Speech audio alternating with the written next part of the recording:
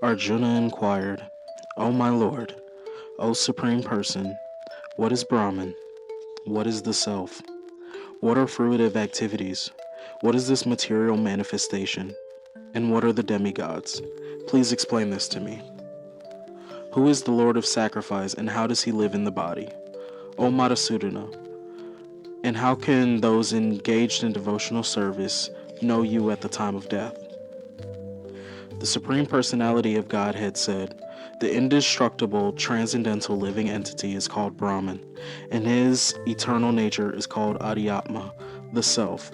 Action pertaining to the development of the material bodies of the living entities is called karma, of fruitive activities.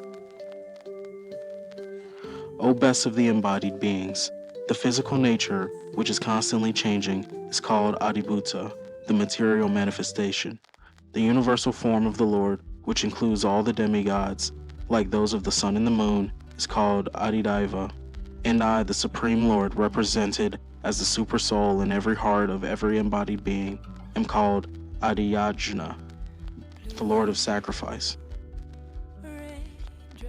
And whoever at the end of his life quits his body, remembering me alone, at once attains my nature. Of this there is no doubt. Whatever state of being one remembers when he quits his body, O son of Kunti, that state he will attain without fail. Therefore, Arjuna, you should always think of me in the form of Krishna, and at the same time carry out your prescribed duty of fighting. With your activities dedicated to me, and your mind and intelligence fixed on me, you will attain me without doubt. He who meditates on me as the Supreme Personality of Godhead, his mind constantly engaged in remembering me, undeviated from the path, he, O Partha, is sure to reach me. One should meditate upon the Supreme Person as the one who knows everything, as he who is the oldest, who is the controller, who is smaller than the smallest, who is the maintainer of everything, who is beyond all material conception, who is inconceivable, and who is always a person. He is luminous like the sun. He is transcendental beyond his material nature. One who at the time of death fixes his life air between the eyebrows, and by the strength of yoga, with an undeviated mind engages himself in remembering the Supreme Lord in full devotion, will certainly attain to the Supreme Personality of Godhead.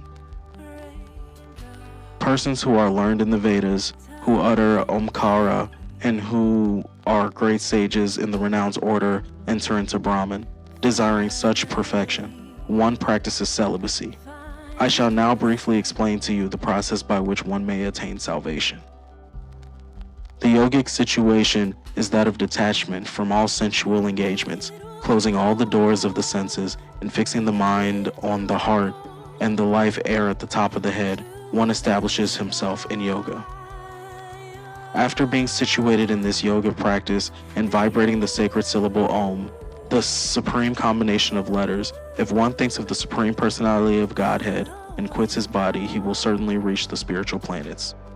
For one who always remembers me without deviation, I am easy to obtain, O son of Pritha, because of his constant engagement in devotional service.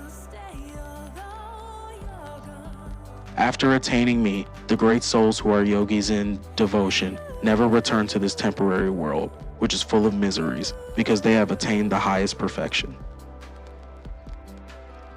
From the highest planet in the material world down to the lowest, all are places of misery wherein repeated birth and death take place, but one who attains to my abode, O son of Kunti, never takes birth again. By human calculation, 1,000 ages taken together form the duration of Brahma's one day, and such also is the duration of his night.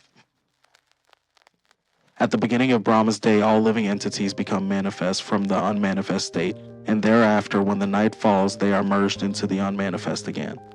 Again and again, when Brahma's day arrives, all living entities come into being, and with the arrival of Brahma's night, they are helplessly annihilated. Yet there is another unmanifest nature, which is eternal and is transcendental to this manifested and unmanifested matter. It is supreme. It is never annihilated. When all in this world is annihilated, that part remains as it is. That which the Vedantas describe as unmanifest and infallible, that which is known as the supreme destination, that place from which, having attained it, one never returns, that is my supreme abode. The Supreme Personality of Godhead, who is greater than all, is attained by unalloyed devotion. Although he is present in his abode, he is all-pervading, and everything is situated within him. O best of the Bharatas, I shall now explain to you the different times at which, passing away from this world, the yogi does or does not come back. Those who know the Supreme Brahman attain the Supreme by passing away from the world during the influence of the fiery god in the light, at an auspicious moment of the day, during the fortnight of the waxing moon, or during the 6 months when the sun travels in the north. The mystic who passes away from this world during the smoke, the night, the fortnight of the waning moon, or the 6 months when the sun passes to the south, reaches the moon planet, but again comes back. According to the Vedic opinion, there are 2 ways of passing from this world, one in light and one in darkness. When one passes in light, he does not come back, but when one passes in darkness, he returns. Although the devotees know these 2 paths, O Arjuna, they are never bewildered, therefore be always fixed in devotion. A person who accepts the path of devotional service is not bereft of the results derived from studying the Vedas. Performing sacrifices, undergoing austerities, giving charity, or pursuing philosophical and fruitive activities, simply by performing devotional service, he attains all these, and at the end he reaches the supreme eternal abode.